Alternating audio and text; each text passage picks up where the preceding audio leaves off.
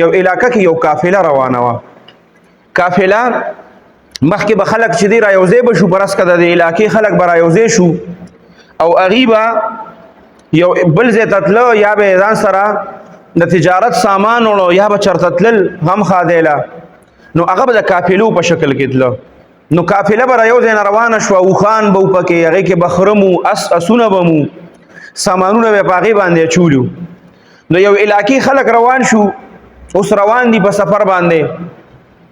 روان دي بس هغه چرته هغې سره به داسې کسان په هغه قافله کې وو چې هغې ته به د لارې پته لګېده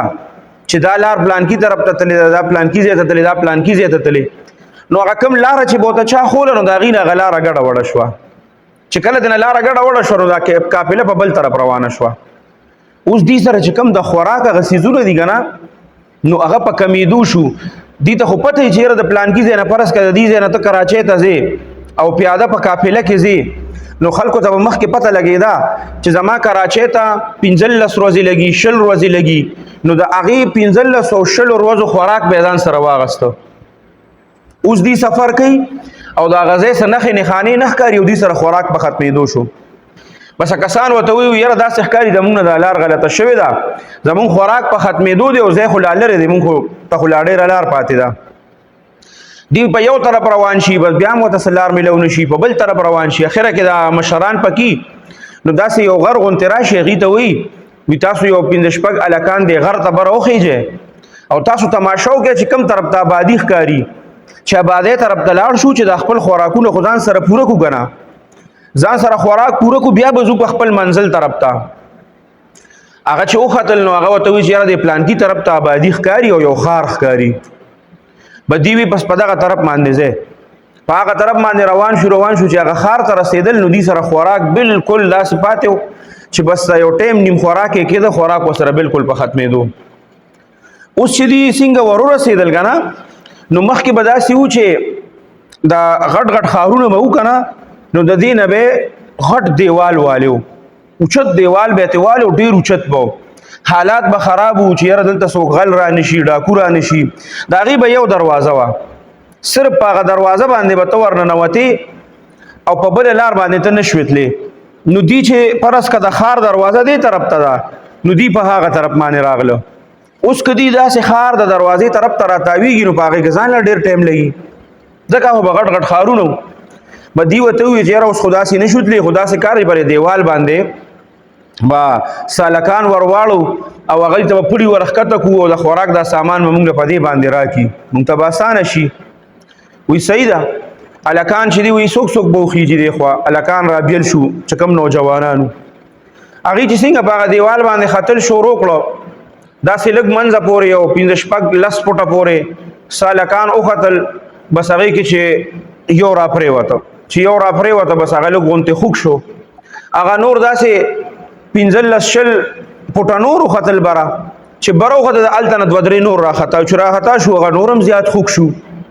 بس دلته نه ورته لاندې نه قافلې والا چغې شروع کړې، بس خیر د لوږه تنده به تېره کړو، راکوز شئ راغورځېږئ، دا دیوال د خطو نه دی، په دې باندې څوک خطي نه شي، او دا خو ډېر اوچت دیوال دی، او که د بره نه را پرېوتی خوږ به شئ. اوس چې دا وازونه یې ورپسې شروع کړه که نه، نو خو ټول 5-6 هلکانو، یو ته اول را پرېوتی او 2 ته بیا را پرېوتل او 3-4 پاتې شوي وو. چې څنګه دې د دلته نه چغې شروع کړه، بس رب په نمبر د هغې نه یو را پرېوته. اوس یو هلک صرف پاتې دی، یو هلک پاتې دی او هغه روان دی په بره خیږي،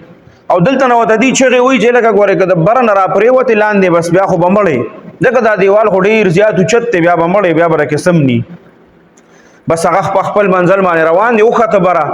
به دیوال ته چې څنګه وخته هغه طرف ته کوز شو، ځان سره یې پړې دغه کړه، دې ته خوراکونه هر څه راواړوله په پړو باندې. چې کله یې خوراکونه راواړوله هغه واپس په پړي باندې بیا راکوز شو.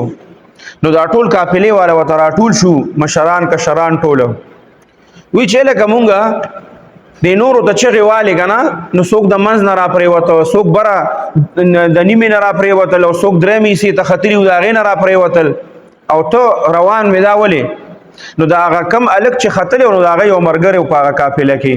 هغه ورته وایي د دې وجه درته زه ویم که نه، وایي دا کم هلکان دې کې چې ختل، نو دا هم ښه تکړه هلکان وو، خو چې کله دا یو هلک را پرېوته او د لاندې نه تاسو چغې شروع کړه چې ګورې خوږ به شی را پرېوبځئ او داسې او داسې دې سره د هغې هغه ارادې کمزورې کېدې